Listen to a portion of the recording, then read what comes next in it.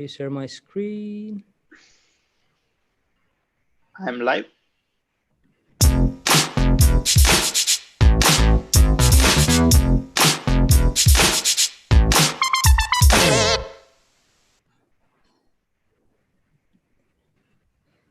So, hello everyone. I'm very excited today. We have a very special speaker. I would like to introduce him. He is Costantinos Daskalakis. Kostis is a professor of computer science and electrical engineering at MIT. He works on computation theory and its interface with game theory, economics, probability theory, statistics, and machine learning. During his career, he has received too many awards to mention all of them now. But certainly, he received in 2018 the most remarkable among them, the Nevanlina Prize, which is awarded by the International Mathematical Union once every 4 years. It's a really fantastic achievement. The title of his lecture is Game Theory in Machine Learning. So let's start. I think everybody is waiting for the exciting talk. All right. Hi, everybody. Thank you very much for the invitation. Thanks to everybody who's attending. So yes, I'm gonna talk about game theory and machine learning. Of course, it's a very wide topic. Game theory and machine learning find some of their origins to the same people several decades ago. They have diverged maybe slightly since then, but I think the modern challenges in machine learning offer lots of opportunities for interactions of these two fields. And I'm going to only touch upon some of them. So, so in the standard, most widely studied setting, we're thinking of a learning agent as interacting with data that are stationary. I mean, there could be state in the system, but it's not like the system is changing its properties. And the goal of the learning agent is to learn how to behave in that environment. I think that the future of machine learning involves another agent, or maybe lots of other agents that are interacting and are learning together. And once you're thinking about that future, you have to take into account the utilities that these agents have. You have to take into account that there is state in the system that is influenced by the decisions that these agents make. And also that these agents may not know the environment or the utilities of the other agents, or may not even be able to observe the full state of the system. So you have to take into account how learning, decisions, states, and utilities interact with each other. And this is not covered enough by the existing theory, and that's, I think, what the future will bring us. So I think the future of AI is learning and strategic reasoning, as well as, of course, modeling and other important aspects of trying to study this type of setting. As I said, I'm gonna focus on only a narrow aspect of this. But before that, before focusing, I wanted to give sort of like some, like fun challenges for the future that show how all these three interact with each other. And I want you to think of these examples as metaphors of the type of problems and that I'm thinking about, and sort of like I think are important and I think are not covered enough by existing tools. So for my first example, I want to talk about platform design. Say you're Uber and you want to improve your platform. Okay, so Uber, again, this is a metaphor, it's not a specific example. So how do you design a better platform? Well, you collect data about the behavior of the riders and the drivers in your system, which are the agents that are interacting in your system. And your goal is to tune knobs in your platform to get better welfare for the participants and revenue for you and the participants. The problem is that to achieve that, you cannot just use optimization. You need a behavioral model of riders and drivers that would allow you to do counterfactuals. Optimizing your platform, assuming that after you turn your knobs, your agents are going to behave in the same way, is not a good assumption, and it's going to lead to failure. So you have to be able to do the counterfactual of how your agents, your learning agents, and your strategic agents, right, in the system are going to behave after you change your platform. So to be able to do counterfactuals, you need some causal model that takes into account how people strategically reason about their utilities and how they use that strategic reasoning to make actions. For my second example, I'm going to consider the classical in machine learning recommender system challenge. However, I'm going to bring it to the physical world, okay? So how do you design a restaurant recommendation system? And the point is that restaurant seats are not digital goods of which you can make infinitely many copies. Restaurant seats are a finite number. So this is not your Netflix challenge problem. You need to respect supply. So you need to combine learning and market design. My last example is this. So humanoid versus spider, or sort of like what you see on the left, like, you know, these games we were playing as kids, where you have two agents who are trying to understand how to control their bodies and also beat their opponents. And I want to juxtapose that left picture with the two pictures you see on the right. So machine learning has delivered impressive advances in game playing. For example, beating humans in Go and other games. I want to point out, however, that there is a big qualitative difference between what you see on the right and what you see on the left. And again, this is all a metaphor, right? Don't take these pictures literally. On the right, it is sufficient to learn a symmetric optimal policy, because the game is symmetric, the two players are symmetric essentially. On the left, you have a real game. Okay, on the right, you don't have a real game. On the left, you have a real game. So the left is a bona fide multi-agent reinforcement learning problem. The right is not a true game. It's really an optimization problem. All right, so before starting with my technical talk, I would like to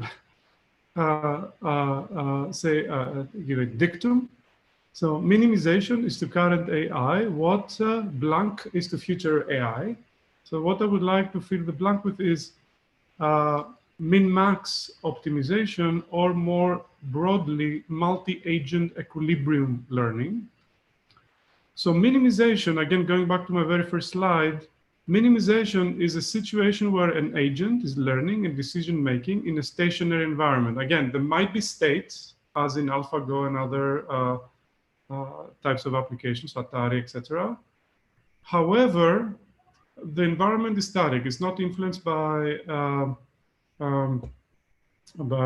decisions made by other agents. Indeed, in Go it is, but as I said earlier, it's a symmetric policy, so that is being washed out. So min-max optimization and equilibrium learning address the situation where an AI agent is learning and decision-making in a changing environment. And the environment might be changing for several reasons. And these reasons may be literal or like sort of like metaphorical, okay? So an environment might be changing because there is noise and adversaries that are poisoning or corrupting your data. So you have to, you cannot optimize your own stuff without taking into account the possible attacks or perturbations that you're going to see in the future. The environment might be changing because this is the literal game theoretic setting, because there are other agents in your environment that are learning and decision making at the same time, and these agents may have conflicting interests or aligned interests, and you need to cooperate with them. And this is sort of like the metaphorical aspect of the thing, maybe min-max optimization is a way to enforce other constraints that you want from your system. And this is, for example, what's happening in GAN training, as I'm going to discuss in a little bit. So I hope this dictum makes sense. Maybe it's an interesting point of conversation later when we meet at the round tables. And from now on, I am mostly going to focus on, as I said, a small aspect of this whole future that I see taking place. And that pertains to understanding equilibrium computation in games. I'll mostly focus on two-player games. So our focus today will be on the min-max optimization problem. So we're going to imagine that there is some objective function, f, of two high-dimensional arguments. There might be constraints on those arguments. And we want to min with respect to theta and maximize with respect to w that function. That problem is classical. I'm going to discuss a little bit more the historical context of it in a little bit, in mathematics, optimization, and game theory. And what that theory tells us is that the best case scenario for that problem is when f is convex in theta, which is the minimizing argument, and concave in w, which is the maximizing one. On the other hand, many modern applications involve min-max optimization problems like above. These are adversarial training applications, for example. And these applications exacerbate the importance of first-order methods, because your theta and w's are very high-dimensional. And also, and importantly, non-convex concave objectives. So objectives that fail to satisfy convexity in theta and or concavity in w. I assume some of you might have seen GANs already, but let me just give a little description of how min-max shows up in GAN training. Again, GAN training for like generative adversarial networks are games in, let's say, a metaphorical sense. So I'm trying to build something and I want to enforce some constraint. So let's see how that shows up. So your goal is to find a neural network that takes as input boring randomness and outputs interesting randomness. You want the generator to generate a distribution that is close to a target distribution of real images that you have collected from the world. So your goal is to make this guy, the generator, generate, when fed boring randomness, interesting pictures that look like the real world pictures. And the way you do that is you introduce another player. And again, this player is enforcing constraints on the generator. That other player is called a discriminator. It controls the weights of another neural network that takes as input either images from the real world or images generated from the generator and is a judge of whether of what is the source of the image that it took. So it's trying to guess whether what it took is a real image or a fake image. And that the resulting game can be expressed compactly in as a min-max problem, where min is over the weights of the generator network, max is over the weights of the discriminator network, and the function here f theta w expresses how well the discriminator distinguishes true images from generated images. And just to give you a sense of how that may look, so for example, in the what's called Wasserstein-Gunn by Arjowski et al., f theta w takes the form of the difference of two expectations. So the first expectation is the output of the discriminator on a real sample drawn from the real distribution on the right. The second expectation is the output of the discriminator on a fake sample. What is a fake sample? A fake sample is a sample produced by sampling Gaussian noise and passing it through the generator. So the difference of these two expectations is how well the discriminator indexed by W distinguishes fake from real images, where the fake images are produced by the generator with parameters theta. So the goal of the generator is to minimize that, the discrimination of the discriminator. The goal of the discriminator is to maximize its discrimination ability. So it's a min-max problem. Of course, as I said earlier, what is the challenge here? The challenge is that theta and W are very high dimensional. Your networks may have many, many, many parameters. So you cannot afford to use any centralized algorithm to solve the game. Typically, you would like to do a first order method, some variant of online gradient descent and ascent respectively for the two players of the game.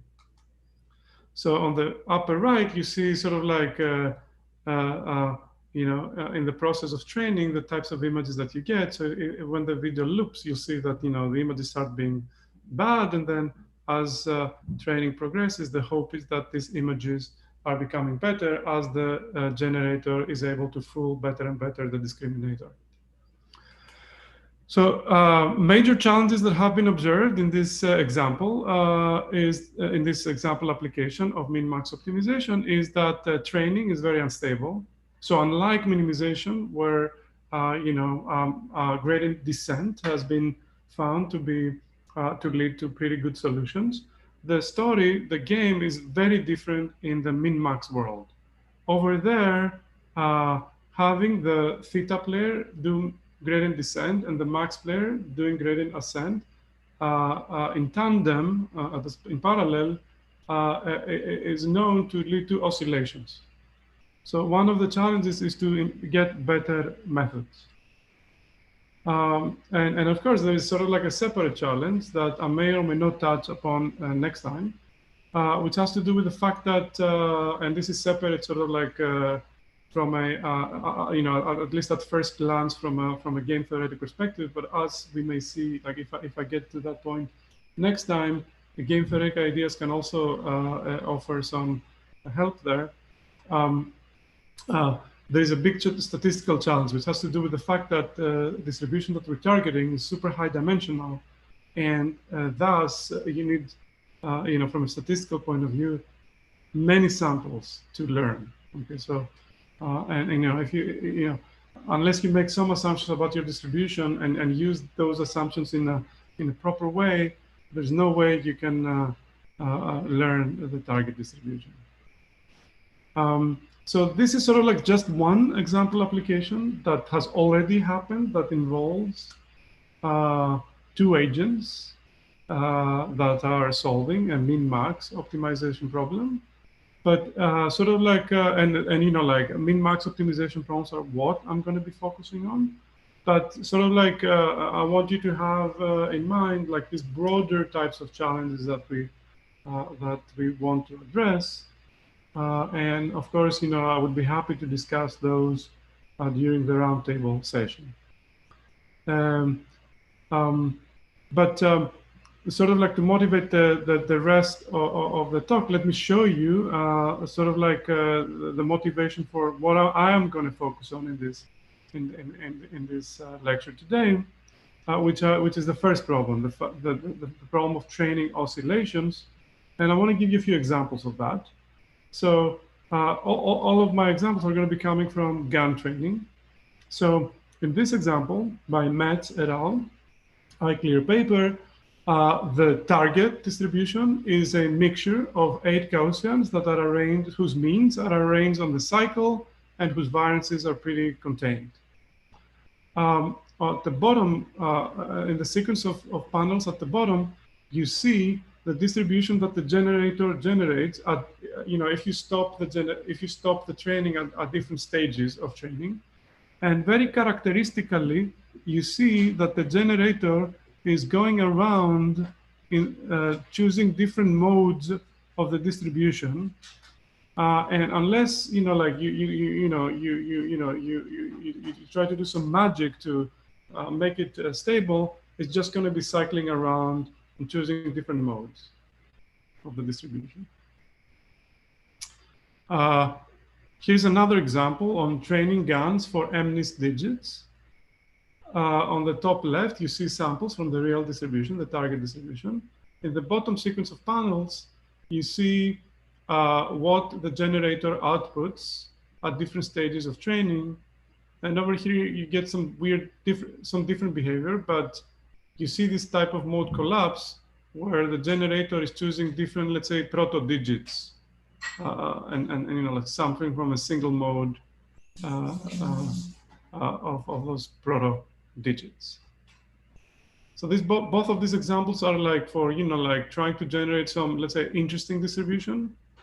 But let me give you like the most very basic example where GAN training fails. And that's going to be for a trivial distribution. So it's going to be just for a 2-dimensional Gaussian. So for my example here, I'm going to assume that the real distribution that I'm trying to learn how to generate is an isotropic normal distribution. Okay, so the mean of the distribution is going to be the point 3 and 4, and the Gaussian is going to be isotropic. Okay, 3 and 4 is not important. It's just convenient. Like it's going to make my plot slightly prettier or clearer. But the example I'm about to present applies no matter what you put there. So for the architecture of my generator in this example, also I'm going to choose a trivial generator. Okay, so my generator is going to take as input the boring randomness you plug in. So I'm going to plug in isotropic 0 mean 2-dimensional Gaussian, and what the generator is going to do is going to add a 2-dimensional vector to the input. That's it. Okay, so in particular, if the generator learned to set theta equals to 3 and 4, the generator would indeed be generating the real distribution. So the goal of the generator is just to learn 3 and 4. For my discriminator architecture, I'm just going to do linear projection. So let me write down my Wasserstein GAN objective, which is what I'm going to try to optimize. So my Wasserstein GAN objective, if I had infinitely many samples from the 2 distributions, so this is what I'm about to present is not even a statistical problem, right? It's just going to be a pure optimization problem. So imagine I have infinitely many samples from the real distribution and infinitely many samples from the boring randomness I plug into my generator. Then my Wasserstein GAN objective would be minimize over theta, maximize over W, the difference of these 2 expectations as I was talking about earlier. And like if you just like literally use the form of my discriminator and the distribution X and the form of my generator, you arrive at this very trivial objective. Okay, so minimize over theta, 2-dimensional vector, maximize over W, 2-dimensional vector, inner product of W and the difference between theta and the vector 3 and 4. So this problem has a trivial solution. Theta, the only solution to this problem is for theta to be equal to 3, 4, and for W to be 0, 0 vector. Okay. For any other choice of theta and W, one of the 2 players can win either a plus infinity or a minus infinity payoff against the other player. Okay, so the unique equilibrium is 3, 4 for this guy and 0, 0 for that guy. And importantly, that objective is convex concave, right? It's, it's linear in both variables. In particular, it is convex in theta and concave in W. So this is not even an issue of, this is not an issue of samples. This is not an issue of high dimensionality. This is not an issue of failure of convex concavity. What you're about to see, okay? And what you see is these oscillations that I was talking about. So what I'm plotting here is the behavior of gradient descent and ascent dynamics. In particular, what you see here in the panels is the learning trajectory of the discriminator and the generator when they both use gradient descent to optimize their variables. To be precise, the theta player is doing gradient descent as he's planning to minimize the objective. The discriminator is doing gradient ascent to maximize his objective, and these two procedures are happening at the same time, or in parallel. So as you see here, and sort of like the two colors plot the two coordinates maintained by the discriminator. Similarly here, the two colors plot the two coordinates maintained by the generating player. As you see here, the averages of these curves are the right solution. So the average of both curves here is 0, 0, which is indeed the target solution. And similarly, the average of here, the orange curve is 4. The average of the blue curve is 3. So indeed, the averages of these guys are also the target solutions. But I guess my point is that you still have oscillations. So the average is good, but you get oscillations. And you cannot correct these oscillations if you try, if you fool around with exactly what gradient descent or ascent procedure you're running. You can add gradient penalties, you can add momentum, you can add, you can have, like one of the players do more steps for every one player of the other player, for every one step of the other player. This is not going to remove the oscillations for you. As you can see here, oscillations, are sustained. Always the averages are good, but the oscillations are sustained. So what gives, okay?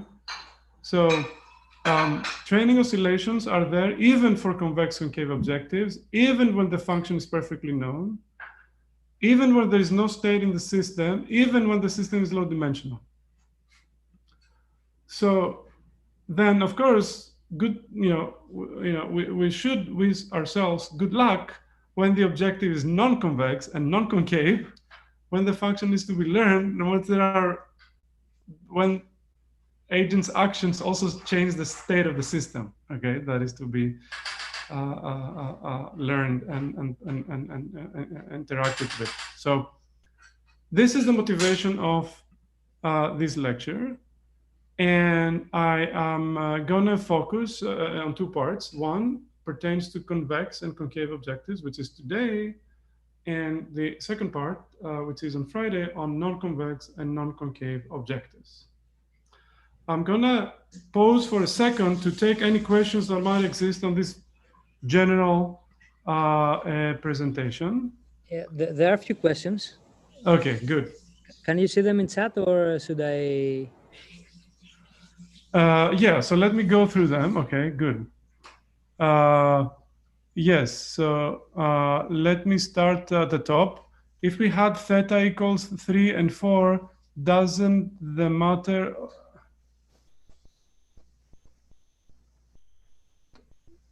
So I'm not sure how to read that question, but my understanding is that if indeed, if one of the players finds the right solutions and converges there, then what the other player plays. So here's the point, right? So imagine that. So the question is, if, for example, theta converges to the true solution, but W does not. Question is, I mean, the way I'm interpreting the question is, would the dynamics stabilize there? And here's the point, right? So the gradient of one of the two players is 0, but the gradient of the other player is not 0. So there will still be incentive for one of the players to leave. Second question, what are the differences between the situations where GANs... Can everybody see the questions or should I read them to the audience? I think you can read them, but the attendees, they can watch them. But if you want for the YouTube attendees, you can read them if you want. Okay. What are the differences between the situations where GANs succeed versus the situations where GANs fail? Are there typical situations where GANs fail or succeed? Which role does the meta-parameter tuning play? I think all of these are super important. I guess the point of my slides was that GANs can easily fail, even if sort of like, like you are in a best case scenario. And towards the end of my lecture, I'm going to talk about some theoretical guarantees I know about GANs. But mostly, I don't know many theoretical guarantees for the success of GANs, either optimization success or statistical success. In fact, more broadly, I would be thrilled to have any non-trivial data set and and a GAN, as well as a certificate that the GAN that somebody gave me actually did learn the distribution that it was supposed to learn. I know of no result for non-trivial distributions where you give me a data set, you give me a GAN, and you also give me a proof that your GAN really learned the distribution that it was targeting to learn. Next question, isn't the fact that SGD converges only in Cesaro mean a classical behavior? Does the adversarial process just act as a perturbation of gradient descent, making it effectively SGD-like?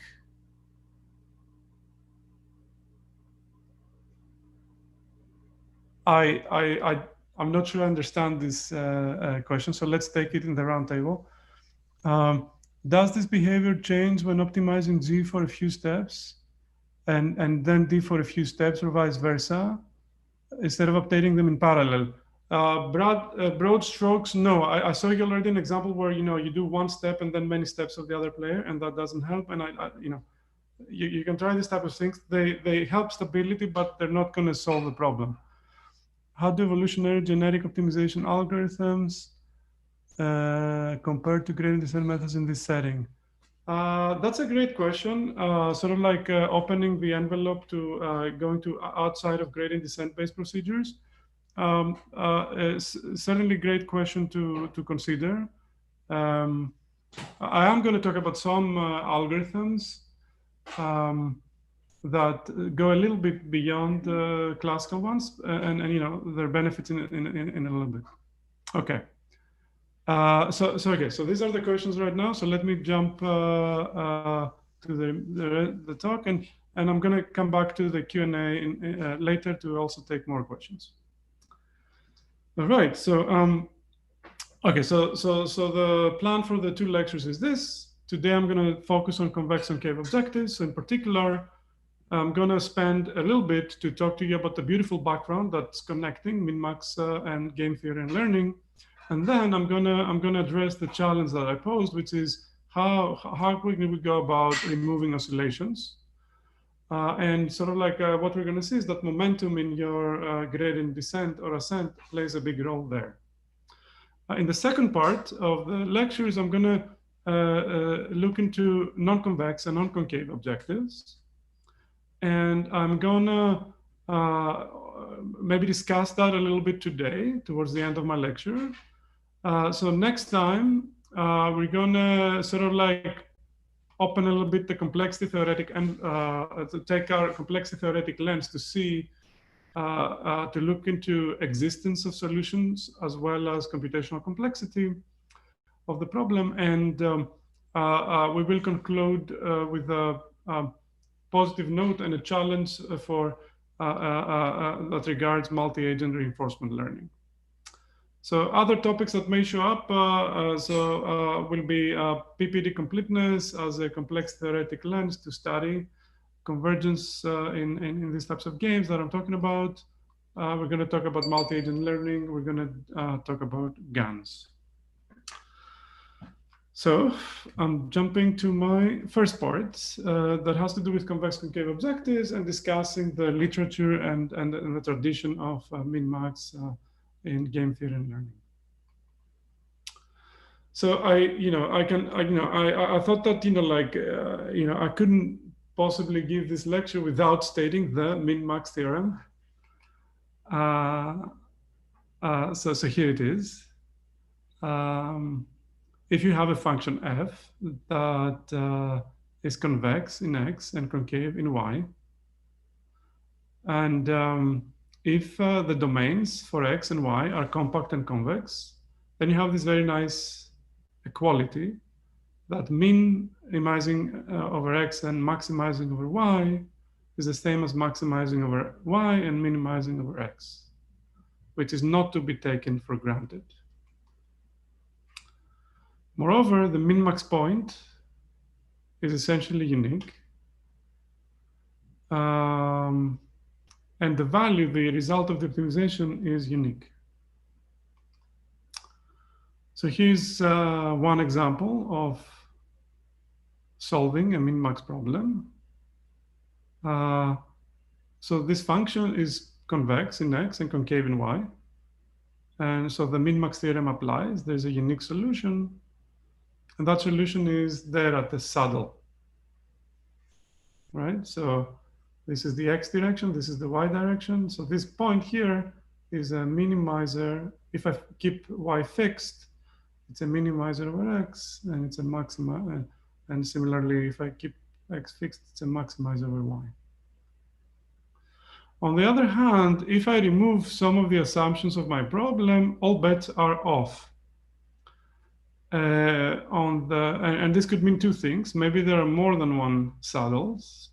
So on the left, we have a case where we have two saddles. And over here, what failed is the convexity of x. On the right, what we have is the lack of solution. Right? So for every setting of y,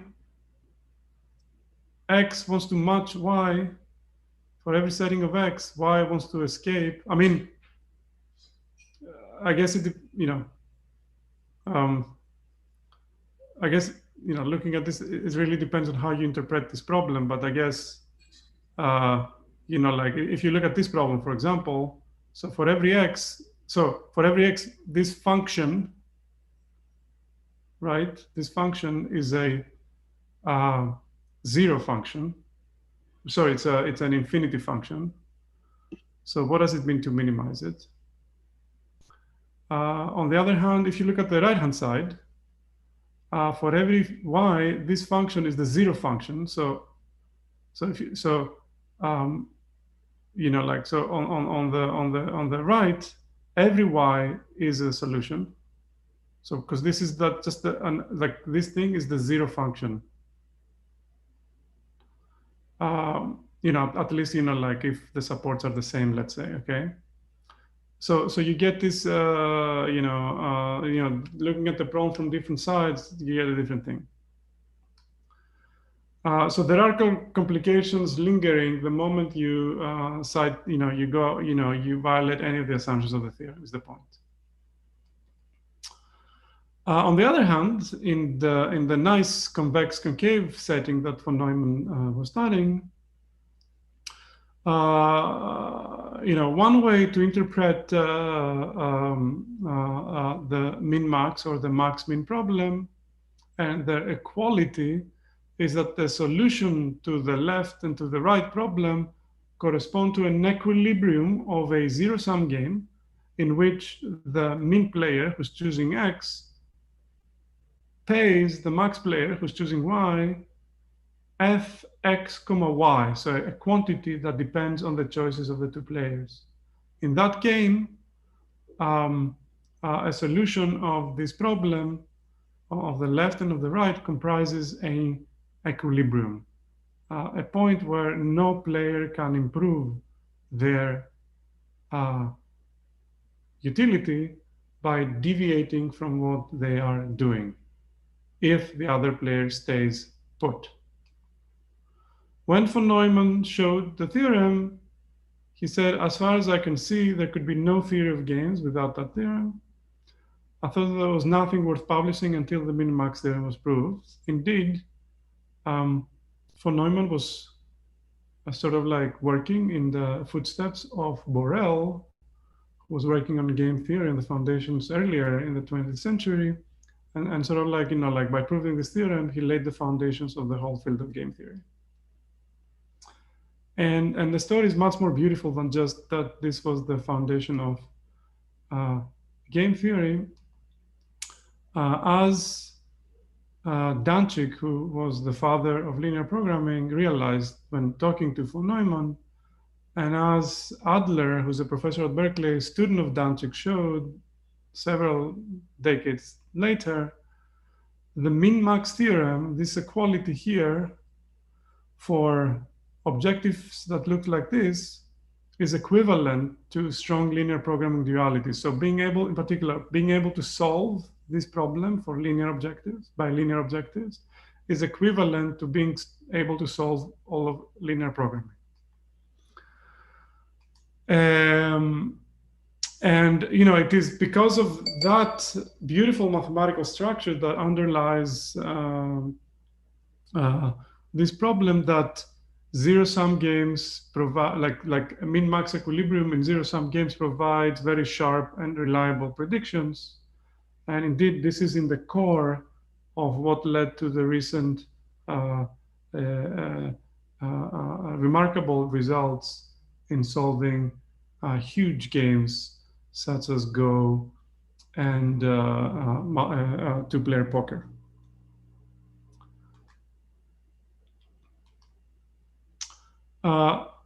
Now,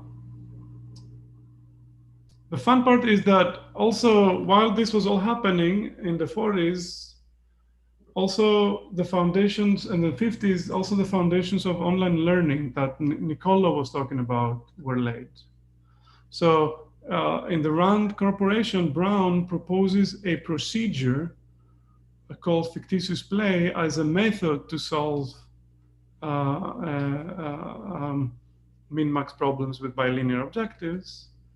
And what he proposes to do over the simplex, and what he proposes to do is an iterative procedure where at every step t, the X player plays a best response. So F is this function, right? So just to avoid writing all of this. So the player X at every step plays a best response to the historical, the histogram of strategies of the Y player in all previous rounds. And the Y player is playing, again, also a best response to the history of play of the X player. And Robinson showed that this procedure, this very simple procedure called fictitious play, converges to min-max to the min-max value. Like the values attain, the values that the average of the fxy over the trajectory converges to the min-max value. Carlin conjectured that the rate of convergence is 1 over root t. A few years ago, with Chin-Chuan Pan, who's a PhD student, we showed that this is not the case, that this dynamic may take exponential time to converge. And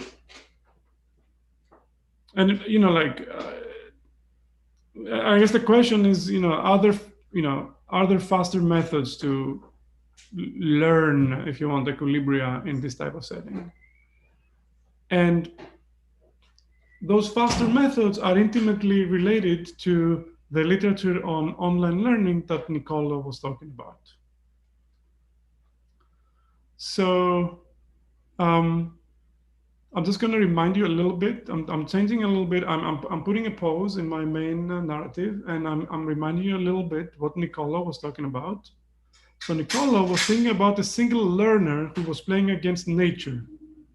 So the setting was that on every day t, the learner is choosing some action from a set. The world is choosing a loss function, L of t. The learner pays according to the action that they chose, evaluated on zt. And also the learner observes something about the loss function. Okay.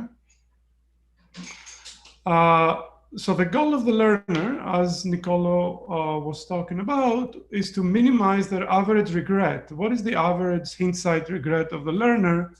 It's the difference between the loss that they incurred, the average loss they incurred over the T rounds, versus the best loss they could have incurred in hindsight if they have chosen a fixed action.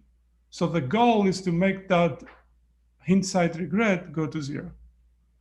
And Nicole talked about various procedures for achieving that. I'm going to talk about one such procedure, which is called follow the regularized leader. So follow the regularized leader, as you'll see, is very intimately related to the idea in fictitious play. The idea in fictitious play was to play a best response to the history. So here, you don't play best response to the history, you play a regularized best response to the history. So you, in every step, you ask the learner to choose a minimizer of the historical loss function plus some regularizer. And that regularizer is chosen to be a strongly convex function. It could be, you know, L2 squared, it could be entropy or whatever, okay? So the point is that if you use this algorithm to update your response, to choose an action, your average loss satisfies this nice expression. And, you know, like sort of like, you know, it depends on the choice of eta. And if you set eta properly, you can get your average loss behave essentially like 1 over root t. So go to 0 with time. Okay. So this is all, you know, this is just one example of a no regret learning procedure. Nicolo offered an array of such procedures and also talked about more complex settings where you might want to do and achieve low regret. But my focus is not on interacting with the world. My focus is on interacting with another player. So I guess this little parenthesis that are open, what does it have to do with games? I'll explain in a second. One comment I would like to make is that if you instantiate this method with R being an L2 squared, then the resulting algorithm is really online gradient descent. If you instantiate it with an entropy, then you get multiplicative weights update. So this algorithm is very, very general. So now what does it have to do with games? Well, here's what I want to be thinking. I want to be thinking that I have a game whose objective function is fxy. I want to think of, as usual, 2 players, a min player and a max player. The min player is choosing x, the max player is choosing y. And for every choice of actions, the min player pays the max player fxy. So what I want to do is I want to be thinking of the players, updating the strategies, using a no-regret learning algorithm. And I'm going to assume that the regret of the algorithm is some epsilon t function that goes to 0. For example, it could be follow the regularized leader, or it could be any other algorithm you want, as long as it has regret going to 0. So to be more precise, I want that the X player in every round chooses an action as dictated by a no-regret learning algorithm that is fed a sequence of loss functions that look like this.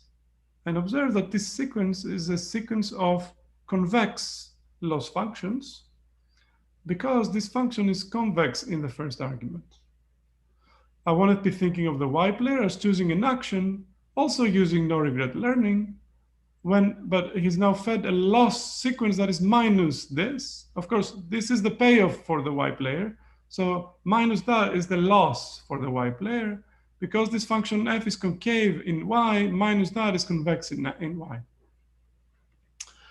So the point of all of this is that if you do that, then the average payment of the min player to the max player is converges to an equilibrium of the game with error rate that is dictated by the error of the regret of the no regret learning procedure, and also the average strategies xt and yt form an approximate Nash equilibrium of the game, which means that the payment of the min to the y player under the average strategies is not much more than the minimum payment that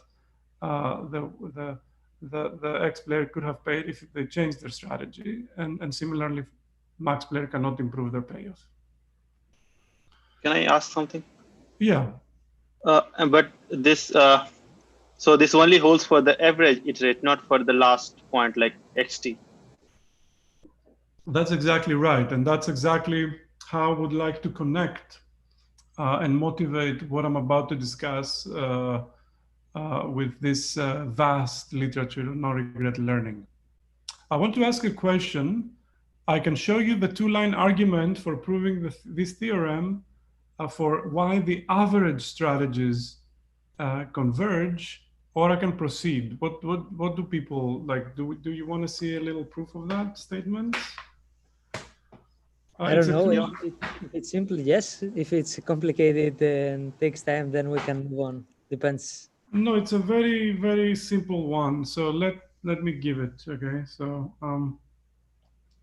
I guess to give it, I have to switch to some other device. So let's see if that works. So can you all? Oops. What is that? Oh, okay. Can you see that device? Yes, yes, perfect. Okay, good. So it's really like a two-line argument. Like I want you to have this sort of like in your like it's a useful thing to know, I guess, how to derive. So okay, so like let me fool around, right? So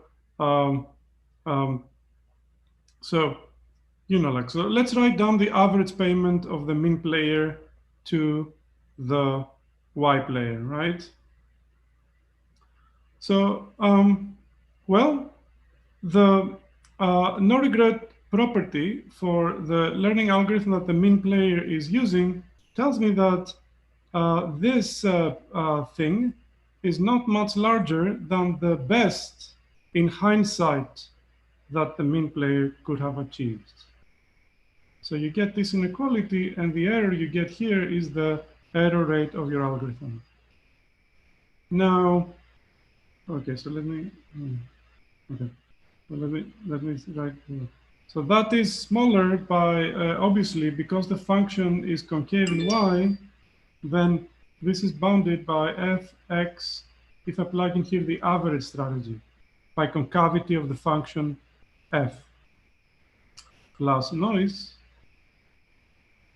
And now, of course, the next step is trivial because so I'm going to write a bunch of inequalities and then we'll all combine them. And of course, by convexity, by sort of like the fact that this is the min, I can also write this.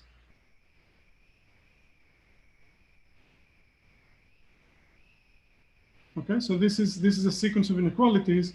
I use no regret here. I use concavity here. And this is a trivial step. Okay, so that's on one of my two players side, and I can do a similar thing on for the other guy, right? So this guy now in turn, by the fact that the y player is using no regret, you get this thing. And you also get, by similar token as above, you also get that thing. So now let's stare at this thing, right? Like, what did I want to prove? I wanted to prove that, what did I want to prove, for example? I wanted to prove that this guy, the average strategies, are an epsilon equilibrium. Well, I get that, right? Why? Because I get that, for example, this guy, which is the payment of the min player to the max player under the average strategies, is upper bounded by this guy, plus, like 2 times the error rate of the algorithm, right? So what the min player is the max is upper bounded by the best the min could have played the max, even if they were to, the least the min could have played the max, even if they switched the strategies, and you get, 2 epsilon t's as your error. So the min player cannot improve by more than 2 epsilon t. Similarly, you can argue for the other player. You also see that, like this thing is squeezed between, I don't know, the max and the mean. So you get all the stuff that I was talking about can be proven by using this, sequence of inequalities. Okay, so that's a very simple proof. Again, all I use is the no-regret properties of the learning algorithm for the mean and the max players. I use concavity, I use convexity, and I just form this chain of inequalities that I use in whatever way is useful to me. Okay, so that is my little trivial proof, okay? And now I'm switching back to my presentation.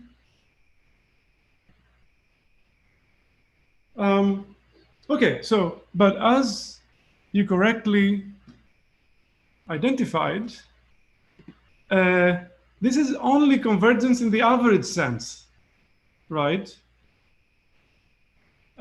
It's not convergence of the sequence of the strategies that the agents use. It's only convergence of the average strategies that the agents use. And in particular, convergence of the average does not imply convergence of the last iterate. So the question is, can we show that these types of learning procedures also converge, have this last iterate convergence? The answer is no for this vast family of follow the regularized leader algorithms, which, as I pointed out earlier, contains gradient descent, multiplicative weights update. A lot of algorithms that Nicola was talking about can be viewed as special cases of FTRL, follow the regularized leader. So the challenge here is, what to do about that, right? And sort of like the fact that sort of like all this literature is delivering average convergence is intricately related to the phenomena that I identified earlier in the talk. Maybe the most trivial example where gradient descent, ascent, or other FTRL type algorithms fail is min-max of x times y, where x and y are just scalar variables. So if you run a gradient descent, ascent on this problem, again, so the unique equilibrium here is the 0, 0 point. But if you run gradient descent, ascent for this problem, which takes this very nice form, right? So xt plus 1 is xt minus the gradient with respect to x, which turns out to be y. Yt is yt plus the gradient with respect to y, which turns out to be x. If you run this procedure, you see that starting from this point, you see that you get this spiraling out behavior of the dynamics. The average of the trajectory is this point, but the trajectory itself does not converge. The type of convergence, if you want, of no-regret learning to equilibria is the same type, as Christos Paparimitriou says, as the convergence of the moon to the Earth. Okay, yes, the moon converges to the Earth in the average sense, but not in the last iterate sense. In fact, this is more like a comet or whatever. It's even spiraling out.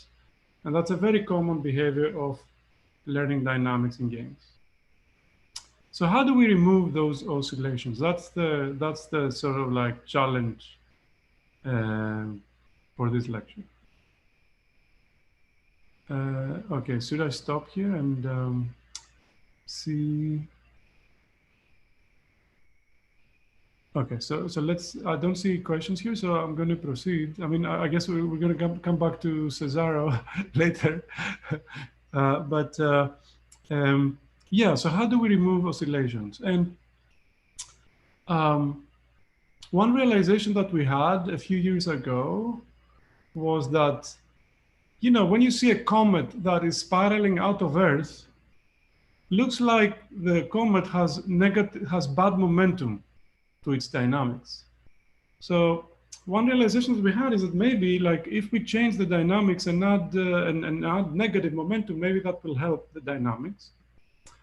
And this is what we investigated. And then sort of like that connects beautifully to a body of work in variational inequalities and online learning. And I'm about to discuss what is going on there.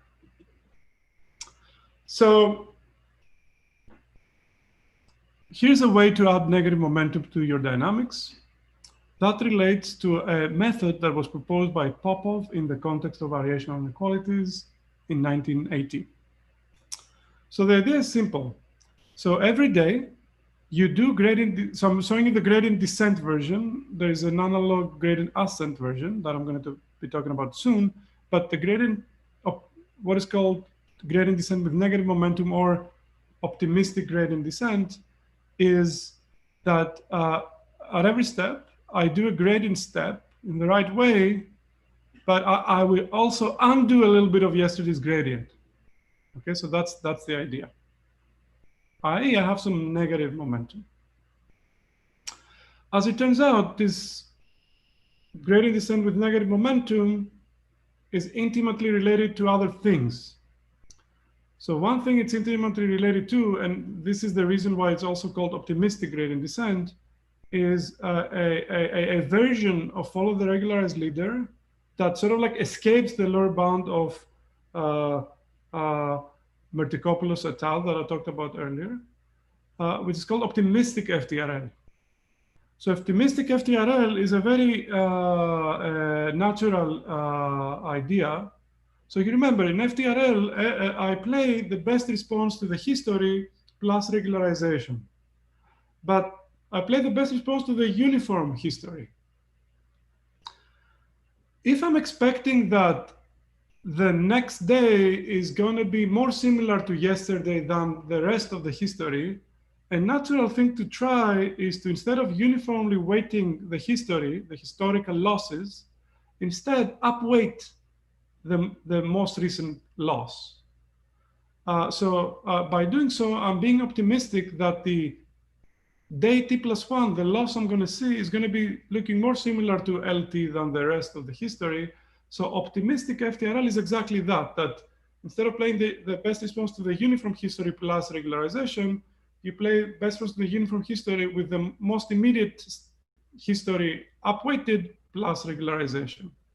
And that becomes tautological to this algorithm if you use as regularizer L2 squared.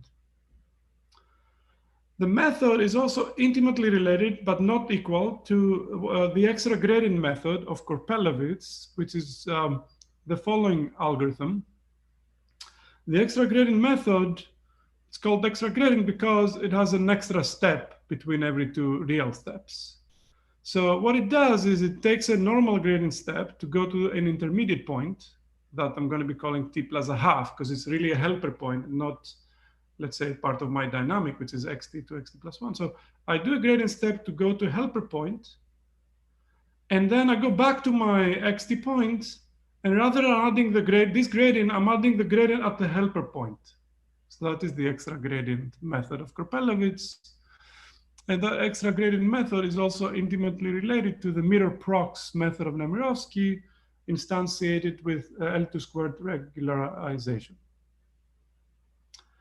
The question is, okay, so the pertinent question is, do these ideas help min-max optimization?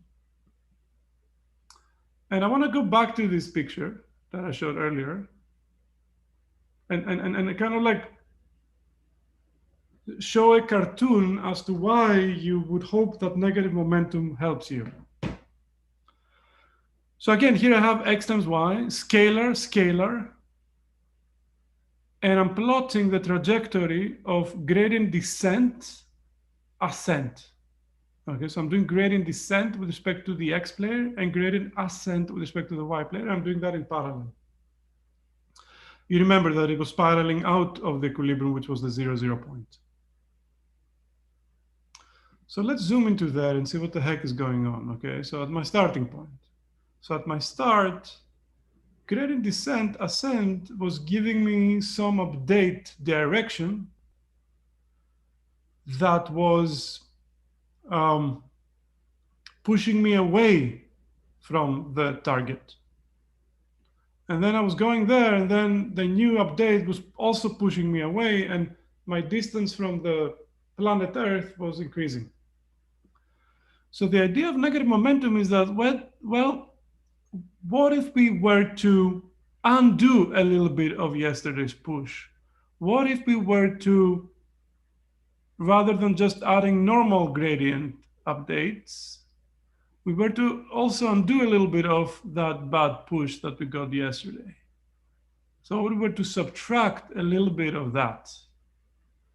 And at least pictorially, it is convincing that doing so would help correct the momentum that is pushing me away from Earth and get me to Earth. So this is the idea of negative momentum and why it might help. Can I interrupt? I think we have one question about this topic. They ask if the learning step or the eta you have here is affecting the trajectory, the initial trajectory before the negative momentum addition. Oh, I don't see it here. Can you point me to? Can decreasing the step size is what? Sorry, which question are you talking about? Yes, this one. If we decrease the step size, what will happen at first place without the negative momentum?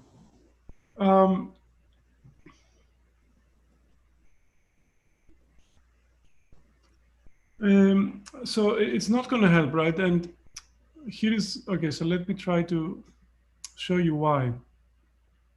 If I can go to the right slide, because I want my things to be clear. Let's see, let me shoot here.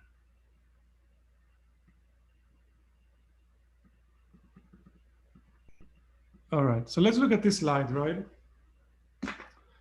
So what I want you to see is I want you to see the dynamics.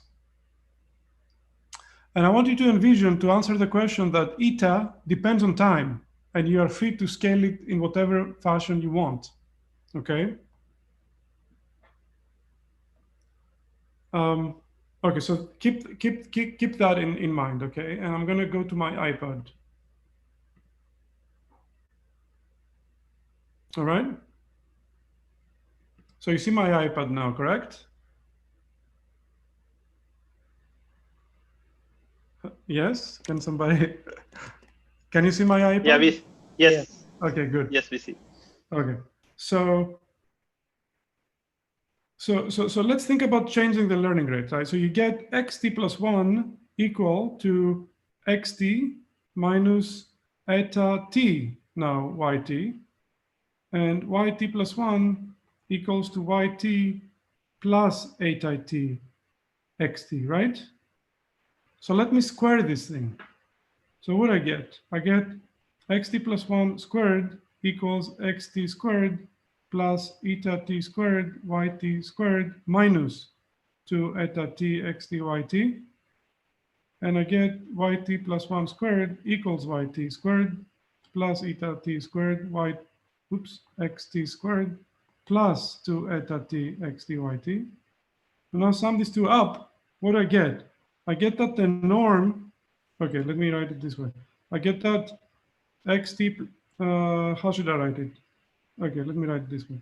So xt plus 1 squared equals to 1 plus eta t squared xt squared plus yt squared. So my distance from planet Earth is monotonically increasing regardless of what you do. I mean, now you can tell me, so now what, I guess your next question would be, what if I do different learning rates? And the answer is yes, you can play that game and you can correct that. So if you like have, if you have what is called a multi-scale process, where sort of like one of the two players is going at a much faster learning rate than the other player, then you can correct it. Effectively, what that does, sorry, were you seeing my iPad all along? Yes, we see this equation. Yeah. Okay, all right. But I'm going now back to my slides. So I guess if you have like the white player have a much faster learning rate than the other player, effectively what you're doing is you try to solve this to optimality for every step of the other player. And these types of ideas can help you remove the oscillations. So really here, what I'm talking about is, can you avoid that? So can you have the two players interacting at the same rates and achieve the same thing, rather than sort of like coordinating very well the rates at which players choose the steps that the step sizes that they're making. Okay, so I hope this was answered, right? Are there other questions?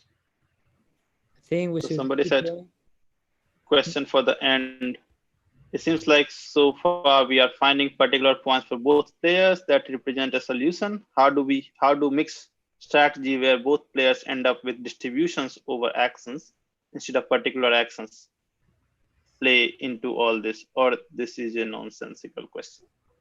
No, this is an interesting question. It's not a nonsensical question, but it's a more philosophical question that maybe we should take at a round table. I guess the question is whether we would be happy with distributions over generators and distributions over discriminators and so on and so forth. It has to do with the support size that I would have to have in my distribution.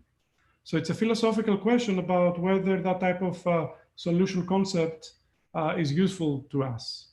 And it really depends on the application, right? Like, for example, so here, of course, we're talking about continuous pure strategies. So mixtures are distributions over continuous space. So we will have to think carefully about exactly what we're shooting for and if it makes sense. All right, so I gave you here some intuition about why negative momentum could work. And let me tell you what I know about it and what are the open problems, okay?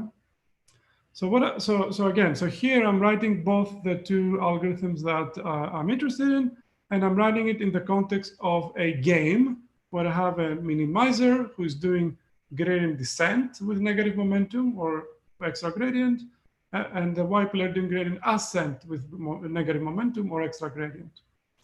Okay, so I hope these equations that I wrote here make sense, right? So I copied from my previous slide the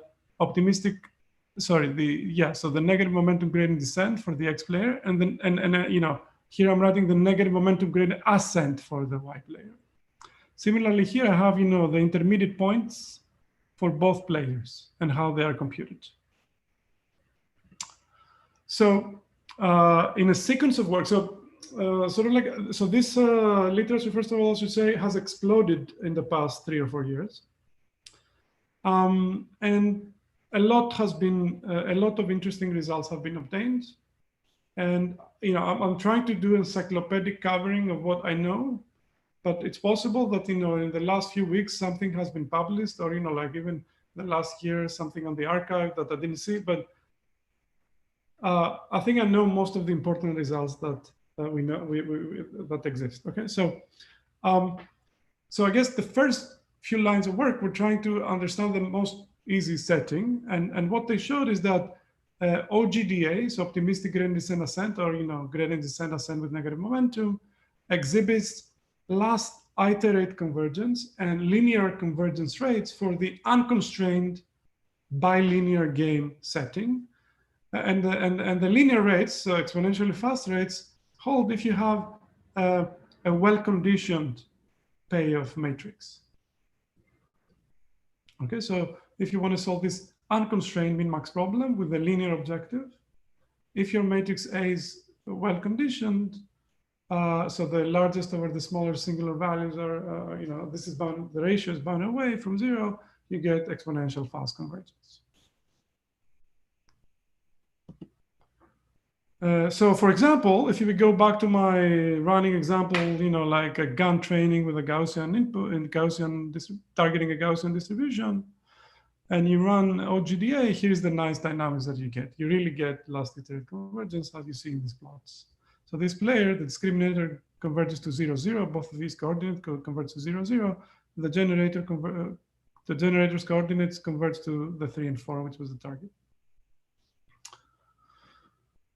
And that was, if you remember, that was a bilinear example, right? Like it was exactly this, the objective function is this, which is a version of that. In more broad settings, so we know similar results for the strongly convex and strongly concave case. If your function x is strongly convex in x and strongly concave in y, we have similar results. Also covering, so also for the extra gradient and mirror-prox methods. In a recent paper with my student Noah Golovitz, colleague Azos Daglar, and her student, we showed that extra gradient, we pinned down exactly the rate of extra gradient for all smooth convex concave functions, not necessarily strongly convex or strongly concave. So if f is smooth convex concave and it has ellipsis Hessian, then we have a tight understanding of the last-iterate rate of extra gradient. And that's 1 over root t. The last-iterate converges at rate 1 over root t, and that is tight. And what's important to note is that it's slower than the average iterate, which is known to converge at rate 1 over t. So here, the point of this result is that there is an interesting discrepancy for the rate you can achieve if you're shooting for last-iterate convergence versus average-iterate convergence. And here you have that the same method, the average converges like 1 over t, and its last-iterate converges like 1 over root t. Okay, that does not mean that there is no other method where last-iterate beats the average iterate, but for at least these two methods, we know now. So this is sort of like a follow-up work with the two students. We know that these two methods, their last iterates are slower, exhibit slower rate of convergence compared to the average iterates. And this is all for the unconstrained setting. Of course, as I was mentioning earlier, extra gradient and optimistic gradient are procedures that were proposed several years ago, several decades ago. And indeed, the originators, the IP holders for these methods, did show asymptotic convergence results for their methods. So they did actually establish that their methods exhibit asymptotic last-iterate convergence. So the point of these works that I'm presenting here is, trying to get explicit rates of convergence in this unconstrained min-max convex concave setting. And depending on how the objective function looks like, bilinear, strongly convex concave, or just smooth, you get different results about the rate. And this kind of is very well fleshed out. On the other hand, the constrained case is not at all well understood. Okay, what if x and y are not unconstrained, but they have to lie in a certain domain?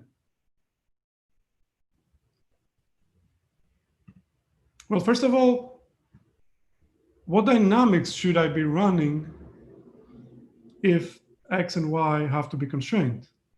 I can't just let extra gradient or OGDA just wander whatever, because they may escape my set. So I have to do something to make them stay in the set that I want. And sort of like, like for extra gradient, the difference is very obvious. So for every step is projected to stay in the right set.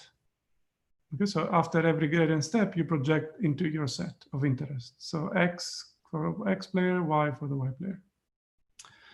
OGDA, I mean, there are various, I guess, ways to do it.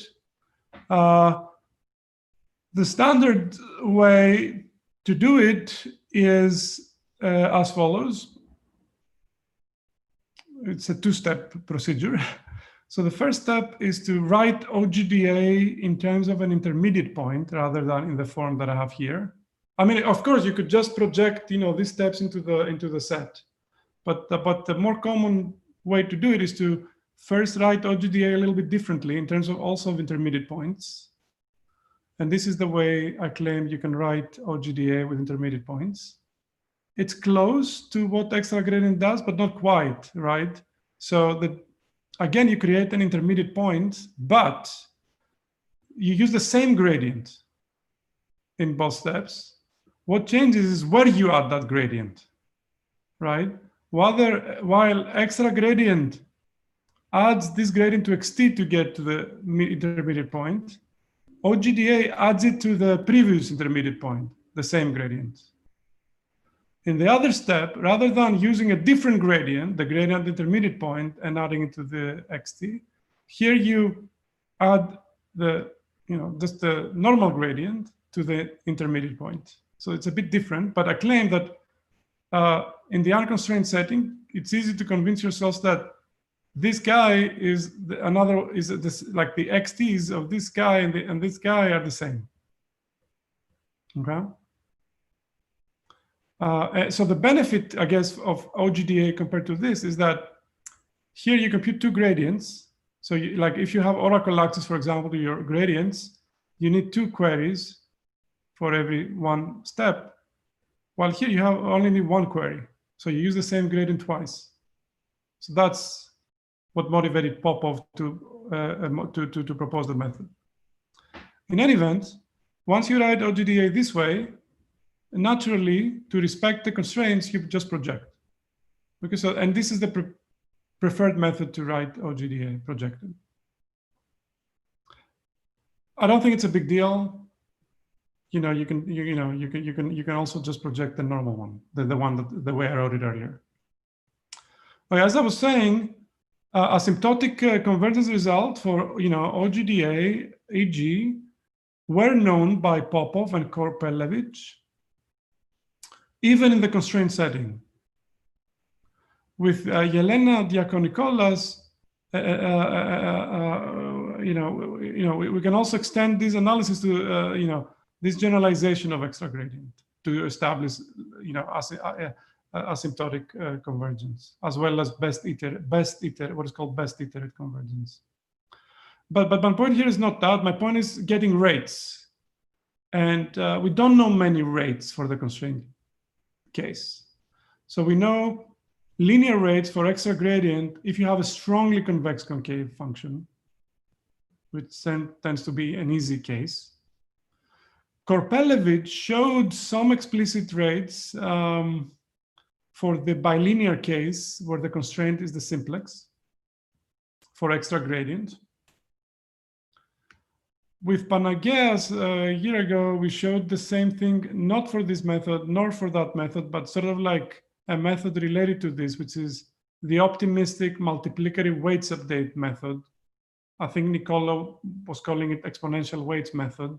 So you can take exponential weights and turn it into an optimistic method, and you can show that it converges. In this case, I mean, you can show some explicit rates. And like a very recent paper I saw on the internet also gets some explicit rates for OGDA, so for projected OGDA on the simplex for the same setting. I believe that all these methods, while they do have explicit rates, those rates may depend exponentially or have implicit independence on properties of the game. So it's not like we don't have rates like the ones that I showed you in the previous slide. So in particular, it's wide open how to get, like 1/√T rates in the constraint setting for even bilinear last-iterate rates for even for the bilinear case. So this is, as far as I understand, wide open.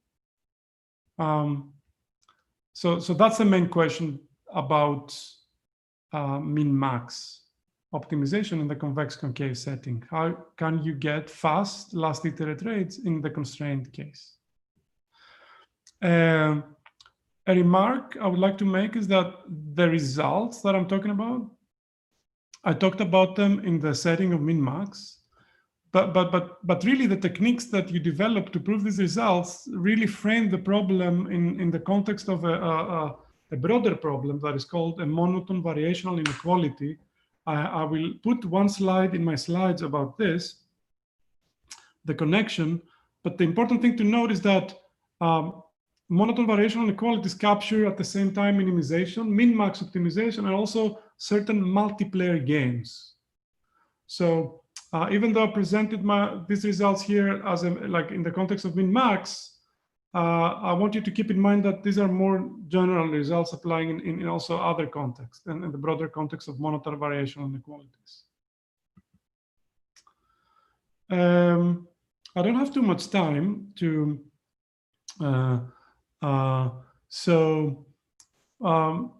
what I'm going to do is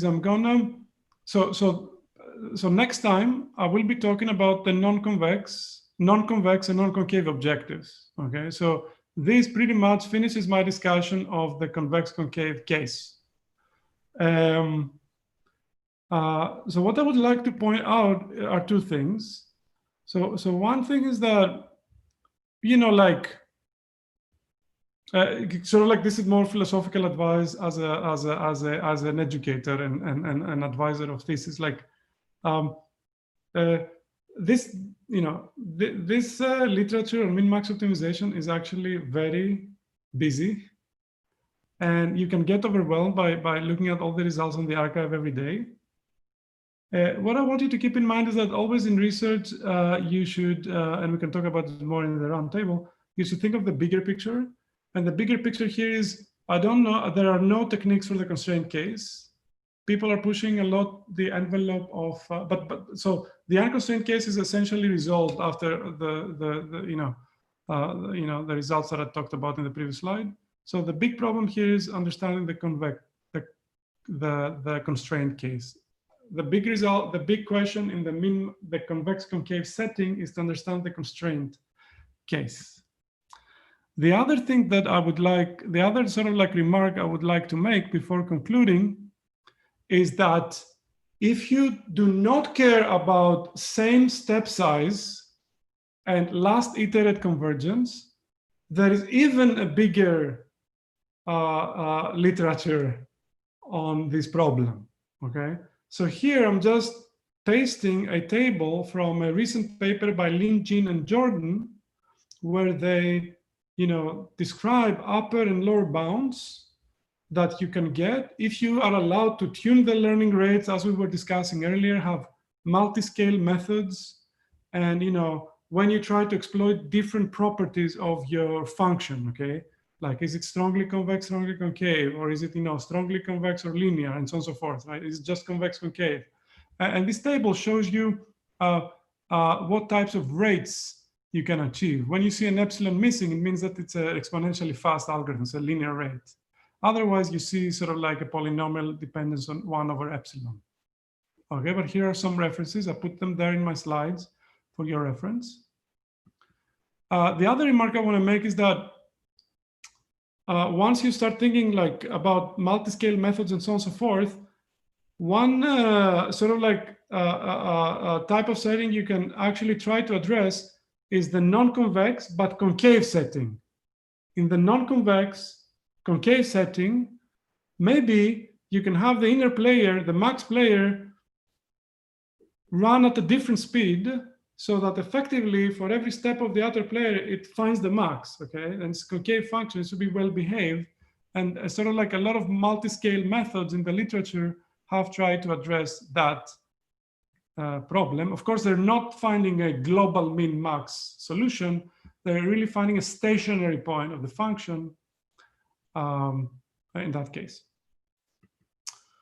Okay, so here's the slide about monotone variational inequalities that I'm not going to go through. You can study it, but suffice it to say that there is a more general way to frame those questions to capture minimization, maximization, but also multiplayer games with some references. And the last remark, because people asked me about GANs and under what conditions I know whether they would converge or not, I said the results are sparse. And I know 3 results with theoretical guarantees, but again, maybe I'm missing a lot of the literature. So in our original paper, we showed that if your target distribution is just an isotropic Gaussian, and you set up the generator and discriminator, like I said, and you have infinitely many samples from the Gaussian, you get convergence if you do negative momentum. Indeed, that that is a direct application of the convergence of negative momentum in bilinear functions. So Faizi and company studied the same problem, but the sample version. So they got convergence of alternating gradient descent ascent. If you put a quadratic discriminator though, okay, which helps you. So if you make it strongly, because by doing so you're making strongly concave with respect to y. So they have a sample analysis, and sort of like a fresh result with Chi Lee, Jason Lee, and Alex Demakis that will appear in ICML. We go beyond sort of like Gaussians to consider Wasserstein GANs, where the generator is some nonlinearity times a linear function, and the discriminator is just linear or quadratic, so it's a quadratic function of its input. So in this setting, we can get convergence of alternated gradient descent ascent with different step sizes for the 2 players. And again, I'm pointing out that in both this work and that work, the discriminator has a quadratic function, so that which makes it strongly concave, which helps a lot the dynamics.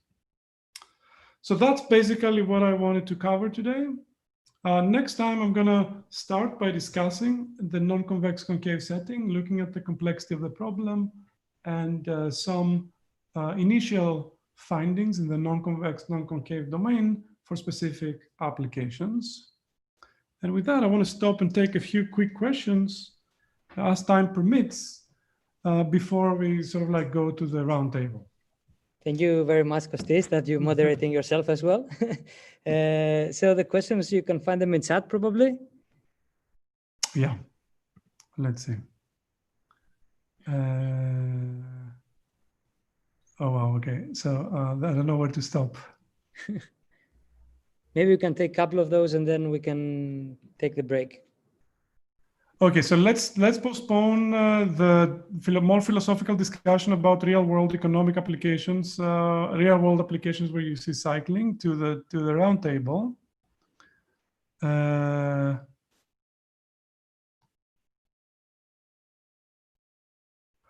So as far as I understand, there are some opportunities. The question is, like, what do you know about second-order methods? It hasn't been studied too much in this context. Where by this context, I mean, like same step sizes and last-iterate convergence. So, yeah, so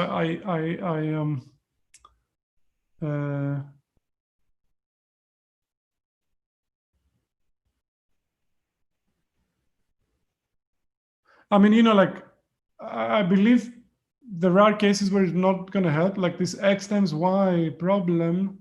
I'm not sure how it would work there, right? I mean, it's not like the Hessian is changing or anything at the different points, but I would have to think about how it hasn't been studied so much.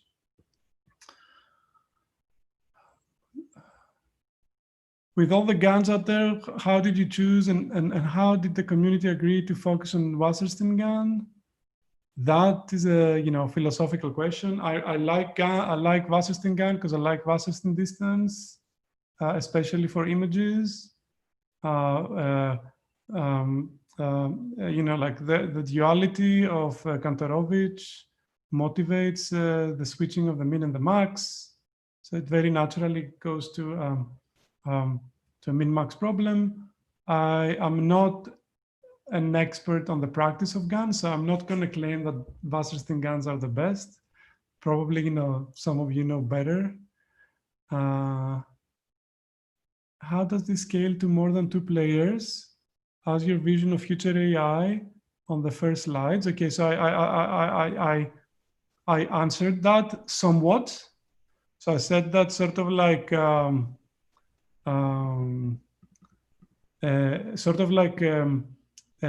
nice lens through which to study the min-max optimization problem is with what is called variational inequalities.